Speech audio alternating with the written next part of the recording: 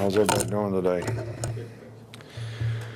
Well, we had a really good practice yesterday, continued with good preparation today. This is the kind of team that I think beats you with, or tries to beat you with, execution, good fundamental football. They do what they do extremely well, and that's when you play teams like that, it's even more important that you can execute over and over and over again, because if you don't, you're going to have to pay for it, because they're going to be very fundamentally sound in what they do. This will be a challenge for us defensively, because we haven't played against a lot of regular people this year. When I say regular, I'm talking about a tight end, two backs, and two wide receivers, and they got a very good running game and a very good play action game. So to get our players to respond to that, we'll have to continue to get good work for the rest of this week. Defensively, they've got 8 starters back, and they do a really good job of executing, and it's going to be important that we do a better job than we did last year for 3 quarters, and obviously the year before we struggled. So playing on the road, always more difficult, I think, for the offense. We'll work on the noise and try to get that worked out, but defense has to travel and defense has to play well, and I think in games like this, special teams is always very, very important. We don't really have any new injuries or anything to report, so everybody's okay and moving in the right direction. We'll start on the left side with Rainer. Yeah, with the departure of Blake Barnett at quarterback, have you given thought to reducing the number of designed runs for Jalen Hurts, and how do you envision that going forward? Well, we have confidence in, Cooper Bateman. He's been a backup quarterback for us in the past and has some experience and has a similar skill set. And, we certainly don't want to do anything that would get our quarterback injured in any way, shape, or form. But I think his skill set is what it is, and I think, we have to use the things that he can do effectively in our offense. And we continue to try to make improvements in the passing game, but I think one of Jalen's great assets as a player is that he can make plays with his feet, and I don't think we can totally, sort of inhibit him from doing that. And I guess, if he gets injured doing it, then it'll be my fault. If he gets injured by sitting in the pocket throwing a pass, then it's okay. It's football. I don't worry about guys getting hurt. We try to do what we have to do to try to give ourselves the best chance to be successful, and try to give him the best chance to be successful. On the right side here with Tony. Coach, what have you seen from Bradley Bozeman this season, and how much has he stepped up as a leader on this team? I think Bradley has done a really good job making the transition to be the starting center, and I think each week he's played better and better, and I think with the position goes a leadership role that he's sort of embraced and taken ownership, making calls, doing the right things, getting people to work together up front. So I've been very encouraged by that and the improvement that he's made and the improvement that we made up front because of it. Stay over here with Dan. There was one camera angle on Saturday where it looked like Ronnie might have dropped the ball before he went across the goal line. I was wondering if you noticed that and if you addressed that with the team at all, how you handle it. Yeah, absolutely. We addressed it before the game ever started, and we showed the whole team that play. Stay over here with Mark. Just speaking of playing regular defense, how have some of your other defensive linemen like Joshua Frazier and those guys developed in the second wave?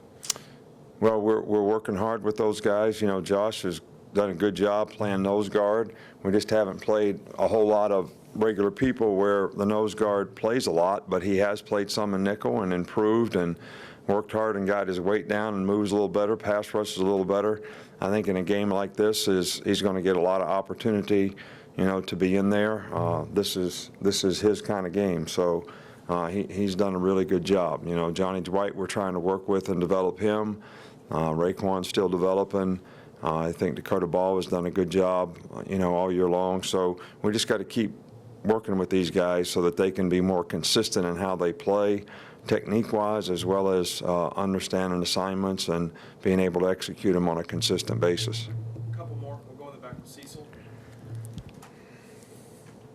Coach, the NCAA D1 Council made several recommendations today, and I know you hadn't had a chance to look at them, but one of those recommendations is for the 10th assistant coach, which you've spoken on before. Could you sort of revisit your thoughts on why you support that? Right. Well, I think that one of the big things is for the number of players that we have involved, if you do the player-coach ratio in any sport, football is the least. I mean, we have the most players, but ratio-wise, we have the least number of coaches.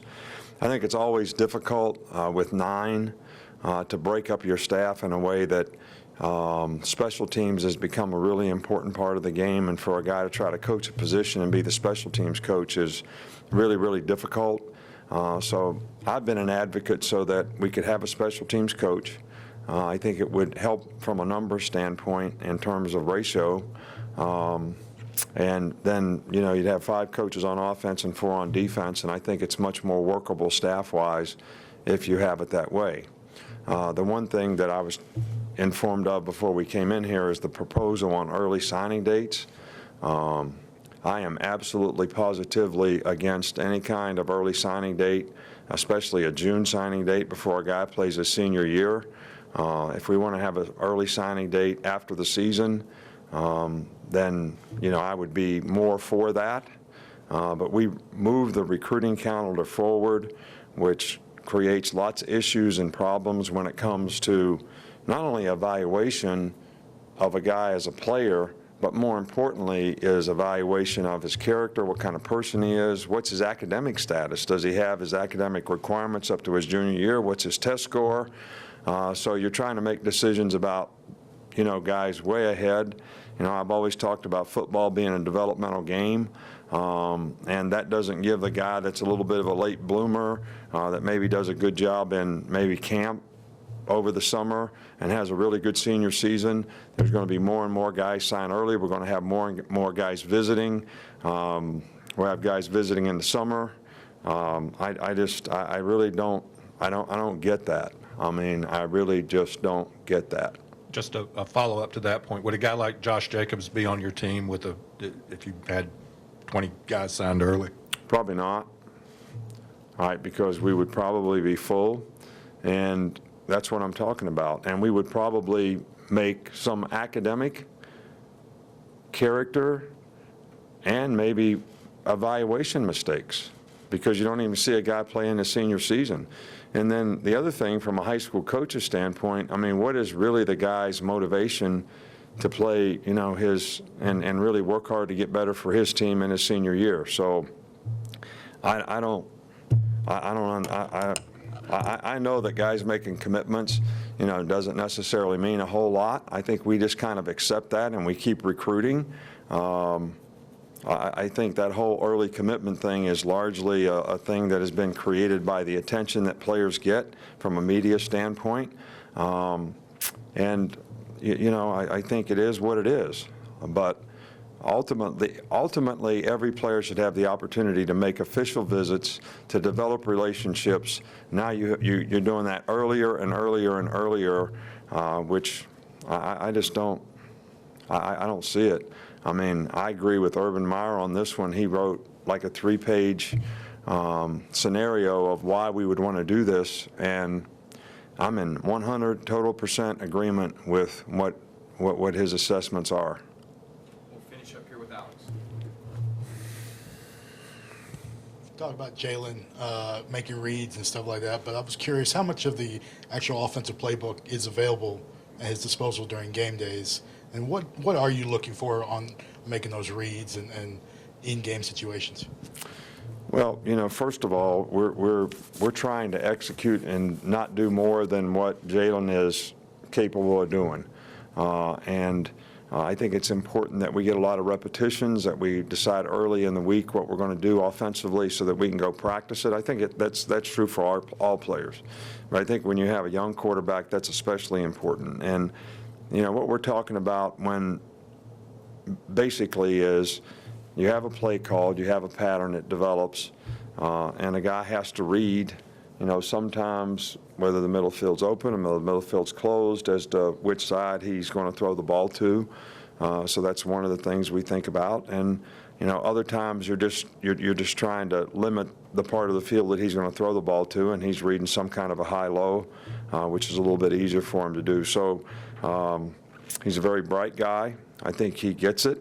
He just needs, turns so that he can get the kind of experience to feel comfortable and confident in doing this, sort of that same old over and over and over thing that really, everybody thinks you practice something to get it right.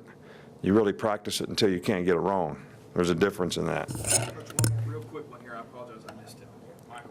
Just ask about Eddie Jackson. As a senior in high school, he had a pretty good year as a receiver. Did it take much convincing to get him to try to play defensive back in college? No, I don't know what Eddie would say if you would ask him, but Eddie's always done pretty much whatever we've asked him to do. He played corner to start with, and then we asked him to move to safety because we needed him to play safety, and he went right in there and never said a word and just did a good job, learned how to do it, and it's turned out, pretty good to be a pretty good move for him and been a really good player for us and also a good leader. So, we kind of recruited him with the idea that he'd be a defensive back, and I think he kind of came here with that idea. I think everybody in high school likes playing offense, likes scoring touchdowns, likes catching passes, and largely because most of you guys write about that more than you write about somebody who plays defense.